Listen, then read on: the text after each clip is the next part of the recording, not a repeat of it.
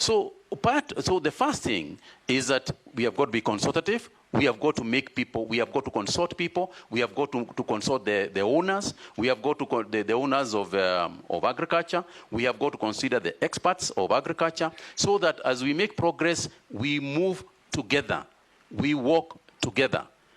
If you take an example, and I mentioned coffee, even sugar, you cannot make decisions about sugar unless we involve the person who is actually going out there growing sugar, on day-to-day basis. The sugar actually belongs to him. And there is also obviously consultations with the other bodies. For example, this organization, the National Assembly and the Senate.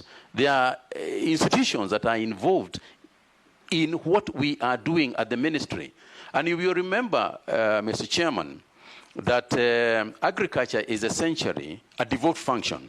In Schedule 4 of the Constitution, there are the areas that are supposed to be handled by the county governments, and it divides it into areas that are also supposed to be handled by the national government. So we have to involve the stakeholders who are going to be largely, and to a large extent, the county governments.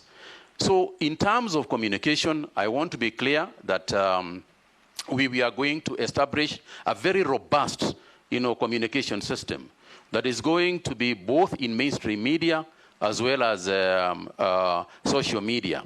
And I know that, Mr. Chairman, the Honorable Leader of Majority spoke about the ills sometimes, the negatives that come. I think sometimes we have to agree that in this day and age in the democracy, we have got to take both the positives and the negatives, and they are going to keep coming anyway, and that is not going to change.